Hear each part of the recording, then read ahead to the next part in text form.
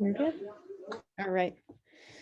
Hello, everybody, and welcome to today's webinar with the Wyoming and Iowa Small Business Development Center Network CARES Act Recovery Program. We're so glad you've joined us for today's presentation, Can You Spot a Fake?, presented by Laura Baker. My name is Maureen Johnson, and I'm the CARES Act Recovery Program Manager with the Wyoming SBDC Network. I'll be facilitating today along with Brianna Hall from the Iowa Network team. We'll be working behind the scenes to help you have a great learning experience. This is an interactive webinar, so we're going to ask that you use the chat box feature as we work through today's webinar and game. So be sure you can locate the chat box tab, open it up, take a look, make sure you can send a message to us, and that way we can all have a great time playing today's game. The Wyoming SBDC Network is a University of Wyoming program available to all residents in the state and funded by the Wyoming Business Council and the U.S. Small Business Administration. We provide no-cost confidential business advising and technical assistance to all Wyoming entrepreneurs and small business owners. Wyoming SBDC Network advisors are located throughout the entire state. They're only help new businesses get started, but also help current owners with growth, reinvention, exiting, and recovering from challenges in their business. America's SBDC Iowa has 15 regional centers and more than 50 satellite centers to assist small businesses. They serve 99 counties in Iowa. You can find more information on their website at iowasSBDC.org. As a response to the challenges caused by the COVID-19 pandemic, the Wyoming SBDC Network is operating a CARES Act recovery program made possible through the Small Business Administration funds from the Congressional CARES Act. This program allows us to host experts who bring expertise in certain topics and industries that will assist your small business recovery from COVID-19. Today's webinar, Can You Spot a Fake?, presented by Laura Baker. Wrong title. Let's go back to the right one. It's presented by Laura Baker. Laura Baker is the Executive Director of Cyber Wyoming, a nonprofit organization dedicated to addressing people, processes, and culture in company cybersecurity efforts. Cyber Wyoming believes that a multidisciplinary, holistic approach is necessary in order to infuse the idea that cybersecurity is everyone's responsibility. Cyber Wyoming's cybersecurity mission is to increase economic resiliency and longevity by teaching small businesses what they can do and capitalizing on their cultural strengths. And that, I'll hand it over to Laura. Thank you, Maureen. I appreciate it. I'm going to share my screen. And can you guys all see that okay? All right, thank you. So thank you so much for the opportunity to speak today. We're going to play a game in a few minutes, and it's the most fun if everybody participates. So find that chat panel and introduce yourselves. Maureen will be, and both the SBDC agencies will be monitoring that chat for the game. So make sure that maybe go in and say, hey, I'm Laura, or hey, I'm whomever, and get used to that chat panel because we'll be using that soon. Okay, but first a little bit about Cyber Wyoming. We are a nonprofit organization. We don't sell hardware, software, or technology implementation services. We have three main focuses. Our programs include education and outreach, workforce development as a registered apprenticeship office for technology professions, and economic development or outreach to small businesses like yours. We have a lot of companies that support us in these efforts, like these amazing community-minded companies. And of course, great organizations like the Iowa and Wyoming SBDC agencies. So now, on to some background information about phishing, and then let's play the game. The biggest thing that you need to know about email is that most security experts and studies have said it is the #1 way organizations get hacked. So it's important for every company to train on phishing. And training doesn't have to be boring. In fact, if you want this PowerPoint game to take back to your company, I would be happy to share. As an aside, the Cyber Readiness Institute has a free training program that I would encourage you to check out. They have all sorts of ready-made educational templates and guides and things like that for phishing. Now, if you're a manager, then this is the background information you need to know. Spear phishing is a targeted, researched attack. An example is when the boss is impersonated in email, text, or social media. The hackers have researched the boss, probably stole his or her signature line. They make up fake email address that's similar to the boss's. For instance, they might replace a capital I with a small L or an O with a 0. And they may have even gone out on social media to research how the boss writes in his or her own voice, to hear that voice. So you'll see examples of this as we play the game. My friend, Dr. Eric Huffman, is a cyber psychologist and a cybersecurity researcher. With permission, he impersonated the boss at 35 companies using email. And the results, Dr. Huffman was able to get everyone he phished to click within 32 days. So the lesson is that persistence pays off for hackers, and they know it. So when you have financial information, sensitive information, or user ID and password information involved, be sure to train your employees to make a phone call to confirm the requests. In Dr. Huffman's research, the #1 reason employees clicked the bait in the email was because, quote, my boss scares me. Okay. They would rather introduce a breach or a vulnerability into their company than potentially displease their boss. So, as a manager, this has style and cultural implications that we need to ponder to protect our company. And let's talk about mobile devices and email just a little bit. Most companies I've talked to allow their employees to have work email on their personal cell phones. It's a pretty common practice. But let's ask some security questions about that. Are those cell phones password, face, or fingerprint protected? I was talking to an FBI cybercrimes agent, and he said that his 12-year-old son could hack a 4-digit PIN in 20 minutes. According to the 2020 State of the Fish report by Proofpoint, 10% of people don't lock their cell phone at all, and 24% still use a 4-digit PIN. And then I'll admit this, okay? My kids have known my cell phone password before, my personal cell phone password. When they were younger and I was driving, I would hand them my phone and tell them to send me a text. But that brings up another question. Who else has access to that cell phone and the work email? Do you need a rule to add it? Do you need to add a rule to your company's email policy? Have your employees been educated about accessing work emails on free or public Wi-Fi networks? Do your employees know about the dangers of using public Wi-Fi? Are they signing on to work email at crowded coffee shops, possibly giving away the user ID and password? What is your plan if someone loses their cell phone and it has work email on it? Can the phone be remotely wiped? How fast can you change the email password?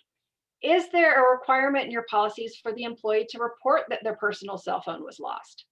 Is there a requirement in your policies to make sure that employees don't take screen prints of emails on their phone? And then what about keeping work and personal contacts separate? Some phones blend that together. These are a lot of questions, but if you really want to secure your company's email, you have to think them through. Because a lot of people in business have said to me, it's just email. But what they don't remember is that your work email has all of your contacts in it. And it would be very easy to craft an email like this to infect your entire network and every contact listed in the phone. So what if someone was able to use that work email address to send this malicious Excel file that looks like your SharePoint system to everybody in the company? And what if this file installed ransomware or a virus that tracks keystrokes? What if the email looked like it came from your finance or accounting department and mimicked previous emails that had been sent from that department? So employee email education is really important. And it isn't just how to spot a fake, because people make mistakes. Even FBI agents in the cybercrimes division have been fooled.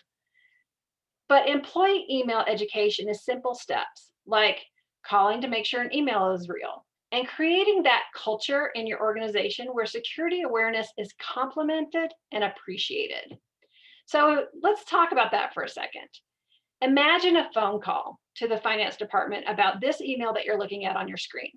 You call and say, you're the one that calls and you say, hey, Janice, did you send out this Excel file from SharePoint to the entire company?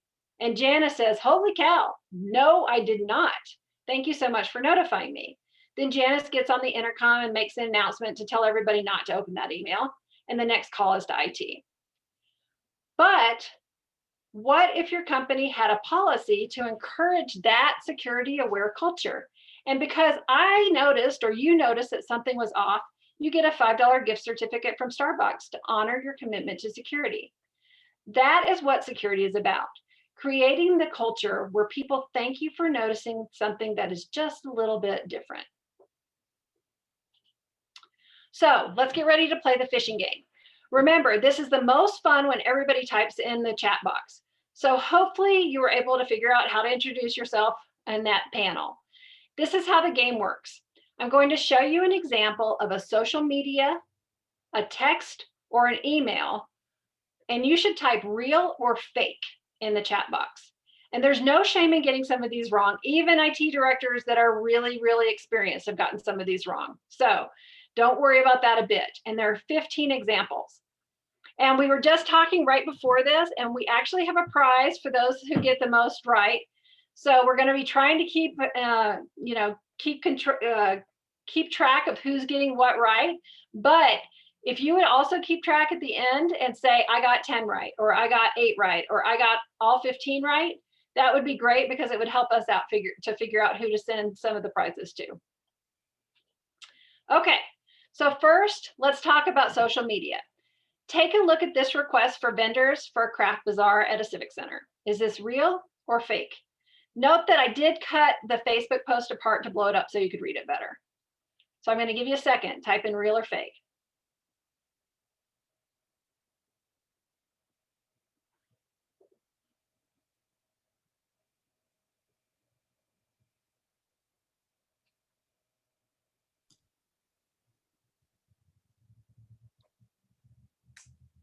Looks like we're at like 90% real, Laura. We got Okay. 2 fakes in here. Okay. All right. This is fake. This is Florence Mark Hillary. He actually lives in Pennsylvania. The coordinator at the American Legion shown in the second screen reported the scam. The coordinator received a call from someone wanting to participate in the craft fair and asking why the American Legion's prices had increased from last year. So the coordinator immediately realized it was a fraud.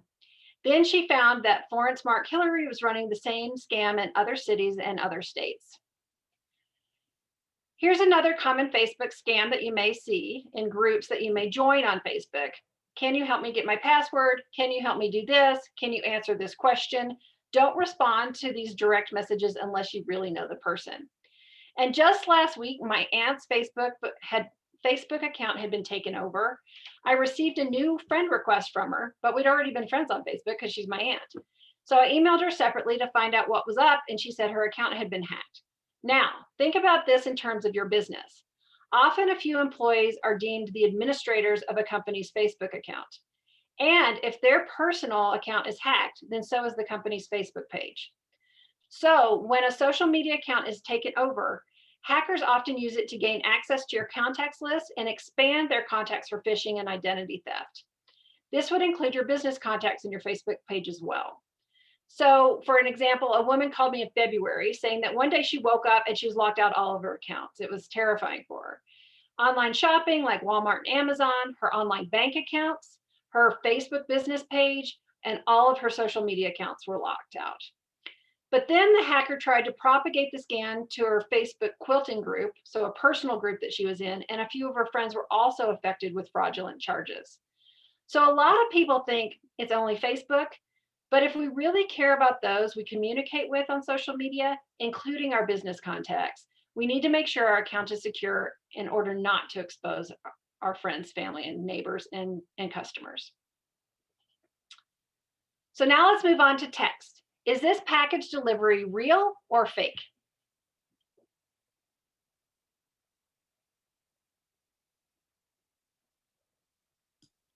We had lots of people with fast typing fingers there. Lots of answers right away. Lots of answers for fake. Okay, you're right, it's fake. If you look up the number 469-797-5435 in a Google search, there are several complaints about this phone number. So that's a good way to do it. This one is not real either. Package delivery text scams are very commonly leading up to the holidays, but with COVID, they've become a year-round problem. And I was reading in a Better Business Bureau study the other day that during COVID, 54% of package delivery texts and emails were fake. 54%, so that's 1 in 2. Another text scam is the car wrap scam. A scammer impersonates a legitimate company offering money if you will put a magnet on your car door and drive around town to advertise their product. Usually the victim has to pay for the magnet or the car wrap and is never paid in kind. This text scam was just funny. My friend Dr. Eric Huffman sent this to me over LinkedIn. He was particularly affronted because the hackers found out that he loves food, especially sweet potato pie, and they were playing on his love of food. So hackers find out something about you on social media and then they try to exploit it. And then finally, some of the texts are real. This one from the Census Bureau really was real, but I had to call the Dallas Census office to find out. And I did treat myself to a Starbucks that day, even though it was a real text because I took the time to research. So here's another text. Is it real or fake? Let me mention that one of the redacted names here is the name of a friend. And I'll slowly show you the rest of the conversation as you guys are writing real or fake. So here's part of the conversation from Agent Thomas McCarthy. And here's more, the form to fill out on text. And another one, just a little bit more. And then the last part. So how's it look? Overwhelmingly, everybody says fake. It is fake. Very good. Good job. It had an official sounding agency, an official sounding title.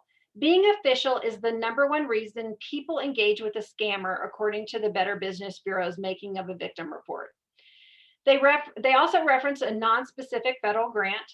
It mentions one of her friends, somebody she trusted, someone they probably looked up on Facebook or social media and saw the relationship. And it has a sense of urgency, it pulls on the emotions, and it tells you to keep it a secret. All of those are big warning signs, so good job catching those. Okay, continuing with text, is this real or fake? While this text is redacted, it was from one coworker to another coworker.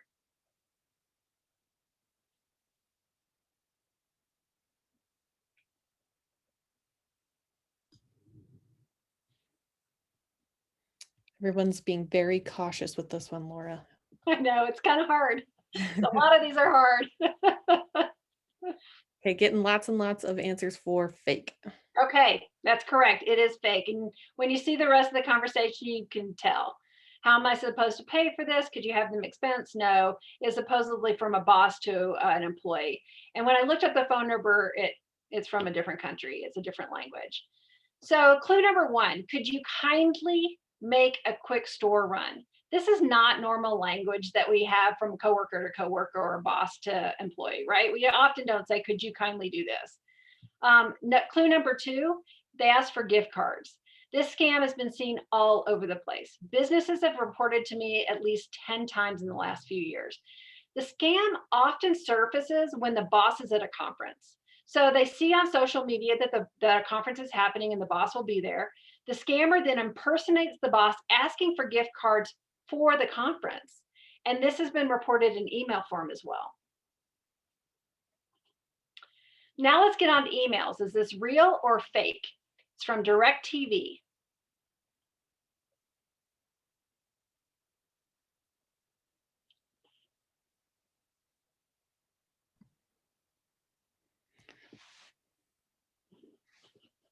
Answers are coming a little slower this time. It's kind of interesting to see the contrast.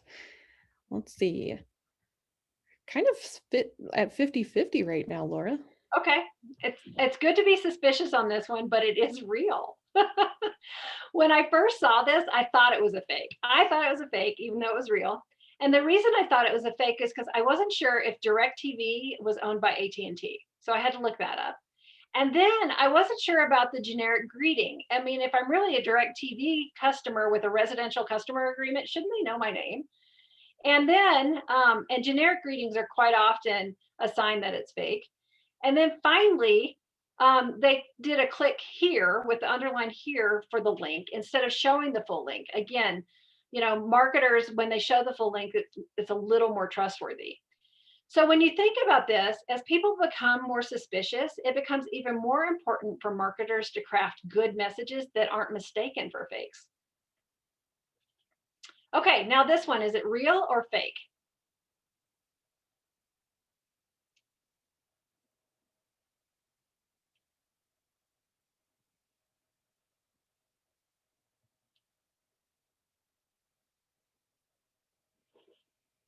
This one's kind of stumping people, I think.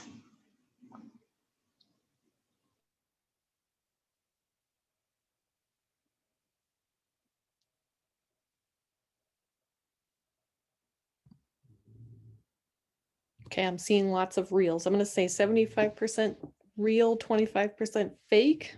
Awesome. Okay, this is actually fake. Newsletter at techandtech.com has been reported multiple times to Cyber Wyoming. They were added again with 4 different email addresses in January. And I also got some reports in March and this month as well. All of these examples look pretty real. So I'm going to click through them. So they did it with Medicare. Be sure to check the from address on this. They tried to impersonate Amazon. I've seen the same one with Sam's Club, Costco, Walmart, Stop Renting. They did the rent to own, and all of these logos are stolen on the website. So they look very, very real. They did Netflix. This was a big one going around for a little while, and then here's a Sam's Club one. So some companies, that's all they do is send these out. And they're all fake. And if you click on the link, you are at risk for identity theft or downloading malware. Okay, real or fake? This one's from the Apple Store.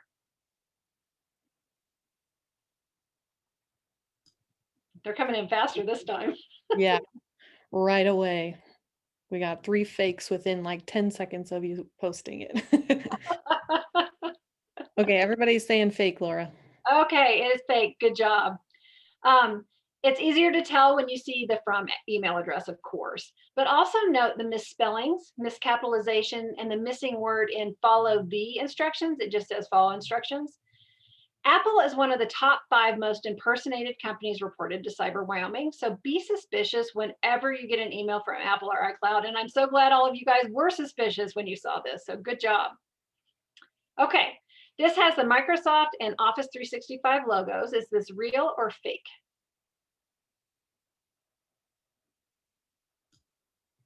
Man, people are fast typers. I'm going to say that. Okay, our first impressions are fake, fake, fake, fake, fake all the way. Okay, you're right. It is fake. If you see the actual from address and you hover and look at the long link, then you know that this isn't actually from Microsoft or Office 365. It just reads a little bit funny also, and it says that you can change your password or use current password, and it's got some weird, capitalizations in there. According to the 2021 State of the Fish report, which I just got a copy of yesterday, 34% of Americans think an email is safe if it has the right logo on it. But anyone can Google and download a logo illegally, so be aware of stolen branding. Okay, real or fake? Where it says redacted address in the red and blue here, it had the email recipient's real home address on there.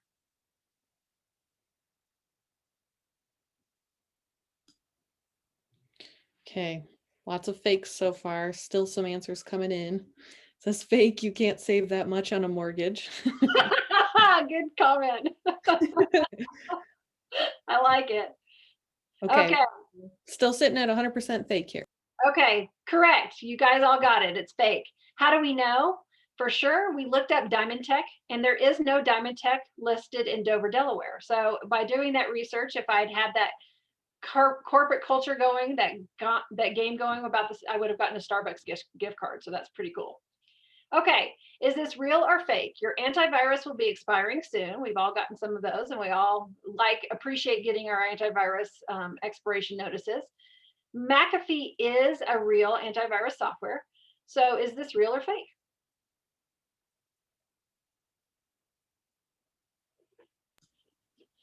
Ooh, lots of fakes again.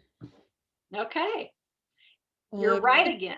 This It is fake. could be real. I do get those pop-ups that look like this. Yes, you do get those. And no, it is fake, but note that there are two addresses. Even before you look at the from address, there's a PO box in California. It says PO Box 1041, Livermore, California, and it also has a physical address of in Newcastle, Maine, right beneath that for Superstar Internet Consultants. So, right there, your spidey sense should be going off, and you should be thinking, something's not quite right. And then you look at the from address, and it isn't any sort of company that goes with Superstar Internet Consultants or McAfee. Okay, Amazon, real or fake? It says your Prime membership is about to be renewed and your credit card number has expired. Please use the attached document to update your credit card number.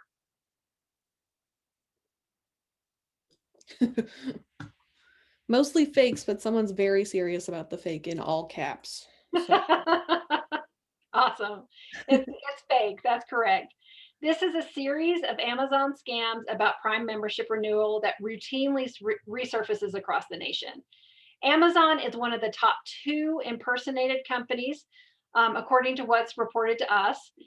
So be extra wary of any emails supposedly coming from Amazon. And it's always best to go directly to your Amazon account, open a new tab to make any changes instead of following links in an email.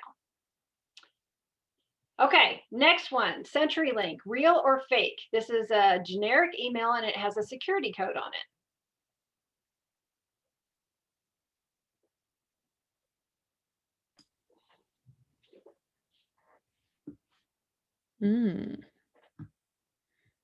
Start coming in a little bit slower. And I'm puzzled also, but it looks like mostly fake, but we've got a good amount of reels in here too. Okay, the reels have it. This is real. Although note here that where it says centurylink.com/myaccount, that link, hackers can make that link go anywhere, and they can make it look legit in the email, but when you click on it, it might go somewhere completely else. So again, clicking on links is not a good idea. And it's also really strange that they have user tabs in an email up at the top with my account, customer service, special offers. And again, it's generic with no names. So again, this is a really good implication for marketers to not send out real emails that look fake. Okay, a PayPal account is under review. Your PayPal account is restricted due to missing information. Is this real or fake? The first answer we got in here was very serious also. Fake in all caps. And the other ones are coming in mostly fake. I'm gonna say 90% fake, 10% real responding. Okay, so this is fake, even though the graphics look really good. You have to note the mistakes in the content. So, and that's a really easy way to tell besides looking at the from email address. PayPal is one of the top 2 companies impersonated, according to what people report to us. So be especially aware from emails from PayPal. If you have a PayPal account, it's best to log on directly instead of following an email link again. And some of these look so convincing, and some of them don't. But they stole all the PayPal colors, all the PayPal logos. If they'd done a little bit better job with the content, they probably would have been much more successful with this. Okay, real or fake, the Census Household Pulse Survey.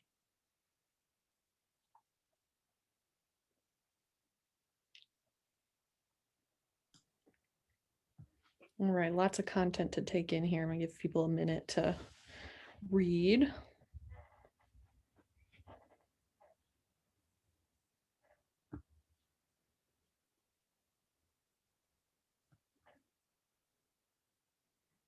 Okay, half and half. Census will not contact you this way. Ooh, a lot more reels.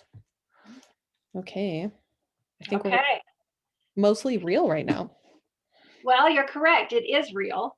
The Census Bureau was also texting the same pulse survey to our cell phones this summer, but I had to call the Dallas Census office again to make sure that this was really real.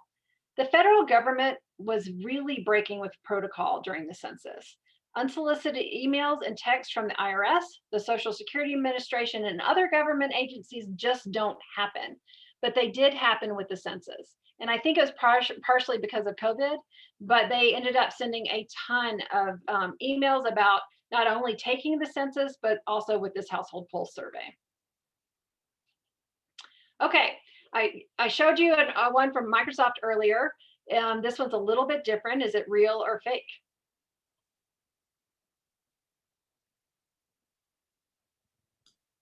So many Microsoft scams, Laura. Yep, it's one of the top impersonated companies. All right, everybody is saying fake. They're right, it's still fake. We actually emailed Seattle University to report this email as possibly being compromised. So if you hover over the links, you can see that they don't go to Microsoft or Office 365. Okay, and this PayPal's is just pathetic. I'm not even going to tell you what, I mean, it's obviously fake. It's from bcraighead60@gmail.com. It's filled with misspellings, poor grammar, and miscapitalizations. And it says sincerely pay pals with an S, not PayPal, and all are very big warning signs. And another one that I thought was kind of funny is this tech support email from Ron Weasley, where the hacker is obviously a Harry Potter fan. The other day, I also got one from Bruce Banner. So hackers sometimes have a sense of humor, and I'm not really sure why they think these would be effective, but it gives me a chuckle every once in a while, so I hope it gives you one too. So now let's go through some investigation tips, but I guess before that, let's just be sure to tally up how many you got right, send it on the chat, and Maureen will be taking care of it, and then be sure to private message one of the hosts with your address so we can send you a prize. Okay, hovering is a great way to tell where a link is actually going. Hovering is when you place your mouse over a link, but you don't click. So then down in the lower left-hand corner of your browser screen, it will show the actual link address. Here's another example of hovering. And this is why in marketing, it's really, if you're sending an email, don't do a click here, put the full email, be transparent. It's a good idea to do that. This is really kind of interesting. This is one that came in and was reported to me. The PDF here is not real, but it looks real. What happened was the hacker made a picture of a PDF and then tied that picture, that JPEG, to a malicious link where they tried to steal your user ID and password. So that's really pretty ingenious. Links can be programmed to any wording. The close or the X to close box on pop-up windows, or a link that substitutes a 0 for an O. So for instance, if you were going to Microsoft.com, or you thought you were, and they were sending you to a fake site that said Microsoft with a 0 instead of an O, would you really notice? So that's why it's always good to not click on the link, open up a tab and type in the actual address. When it comes to researching emails or texts, Google is your friend. Let's look at this McAfee scam again. We mentioned that the from address and the fact that the PO address was in California, but Superstar Internet Consultants was in Maine.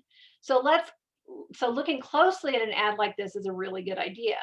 But you can also do a Google search for Superstar Internet Consultants in Newcastle, Maine. It doesn't come up in Google. And if they were a real business, then the website should have come up. And then you can also, if you want to get a little tougher with it, you can search the company on the Better Business Bureau site and see that there's no company by that name. So research only takes a couple of minutes, and I would encourage all of you to program these links into your phones right now and bookmark each page so it's easy and convenient for you to research a company and see if the offer is a scam. And the scam tracker for the Better Business Bureau, it actually lists what scams are out there, so you can look up a specific scam and see if you're not the only one reporting it. But there is no shame if you do get that sinking feeling after you click. The FBI and banks can sometimes stop wire transfers, so call them right away if the sum is a large amount. If it's user ID or password related, change your password right away. Call your bank or bank account if it might have been compromised. Notify customers and coworkers that this isn't you. If your email or social media account is compromised, like my aunt, I contacted her, but she was probably busy contacting everybody saying, hey, don't respond to me on email, on Facebook. Call in IT to run a scan on your computer and initiate an antivirus software scan on your computer as well. Sometimes I've even downloaded 2 to 3 free versions of antivirus software, and one may identify the virus while another may not. And finally, here's the link to the FBI's Internet Crimes Complaint Center where you can report a scam, especially if you've lost money. They keep great track of that. Be sure to train your employees on what to do if they accidentally click. Should be part of your phishing training. Make sure your employees know what to do because it will protect your company too. The SBDC has a copy of this presentation, and you are more than welcome to use it to train your team. In the notes sections of the PowerPoint, you have all of my notes and the answer key so you can tell what's real or fake. Thank you for your time. What questions do you guys have? Thank you, Laura. That was super helpful and very fun. Enjoyed a fishing exercise. It's nice to not have it be real life. Just a good note in the chat box right now. It says it's also a good reminder to not name your children after fictional characters because everyone will think they're being scammed when they contact people. Oh, That's awesome. Very good point. So then we have 2 more comments in the chat here back to back from 2 different people. That's kind of cracking me up. It says very good stuff. And then the other person says very scary stuff. It really can be, for sure. Just be extra careful. I mean, even if somebody calls you and says, hey, I'm going to follow up on an email, which just happened to me yesterday, I'm still not sure that they're legit. So I'm looking them up on LinkedIn. I'm checking them out on Facebook. I'm calling other people that might know them and before I respond. And, you know, it's just, we get hit a little bit more just because of who we are and what we do and presentations like this, but it's always good. LinkedIn is your friend too. I mean, especially if it's a professional contact. So. Well, that's interesting that you get hit up a little bit more for phishing or with phishing scams being a cybersecurity program, but like they're really trying to test you or something. They are. It's really funny when they send them to our reporting email. So sometimes we have a reporting email where anybody can report. It's phishing@cyberwyoming.org. And it's so funny when they send the scam to phishing@cyberwyoming.org. That's just a little too meta there. Well, perfect. I'm not seeing any questions at the moment. If you guys come up with any questions as you review or think about this a little bit more, feel free to reach out to either the Iowa SBDC or the Wyoming SBDC. Oh, here's a good one that just came through. Any more tips for making legitimate digital marketing not appear fake? Yes. So stay away from generics. Stay away from scare tactics. Don't try not. I mean, I know marketers. I have a marketing degree, so I get it. I know marketers try to elicit emotions, but try not to elicit a sense of panic or urgency because that's what the hackers do. So you go to the opposite, make them feel comfortable and happy. The other thing is, so I said generic. Get rid of the generic greeting. Try to use their name. Stay away from the bad emotions that hackers use. And then full links, like we said, so that you have transparency. And then say, you know, when you have that full link, if they click here, say, or you can go directly to our website. And instead of making the website a link, say, here's the website address that you can type in or something like that. And they could copy and paste it because that just builds trust. And then just always have like a phone number or a contact email address at the bottom so that they can definitely check you out. The other thing for email marketing is, you know, if you have your LinkedIn page and your Twitter page and your Facebook page, then they can also check out, because when you think about it, a hacker, it's a lot of work for them to go out and create a LinkedIn and a Facebook and an Instagram and a Snapchat and, you know, all these social media pages and Twitter. So if you have those at the bottom, in addition to your email and your website, then it makes you more legit and well-rounded online, and just less suspicious. Thanks for the question. Yeah, that was a really good one. Good answers too. I think would be a dedicated hacker to make every social media account for someone or something. Well, and I'm sure it's been done because they do that sometimes for job scams. They've actually created like Indeed and Monster and a fake company website and gone through interview processes for fake job scams. And then, they say, well, we'll reimburse you, but you need to go buy this first. And that's how they make their money. Some people have even worked for free and then gotten a bounce check. So they do that, but it's less likely for them to do that unless there's a bigger cash payoff. Thanks. Well, we've got another good question here. What happens if a link in an email does not populate the link address? I noticed that this can happen with Book Time with Me for Calendly and other apps like that. Yeah, I've done that too. So what you can do is you can right click on that link and then copy and paste it into like Notepad or Microsoft Word and see where it's really going. Because I've also noticed that, some of these marketing tools, and I can't remember which ones, but they'll have like their own link at the top, but then it really leads to your landing page. So you could always put something in there if you're a marketer at the bottom saying, yes, yes, we use Constant Contact, or yes, we use MailChimp or something like that, because then they'll know, okay. Now, the problem is hackers also use Constant Contact and MailChimp. So you have to be a little bit careful with that. But you can say, you can also give them alternative routes to get to the same landing page if you need to. Perfect. We all have dogs. It's okay.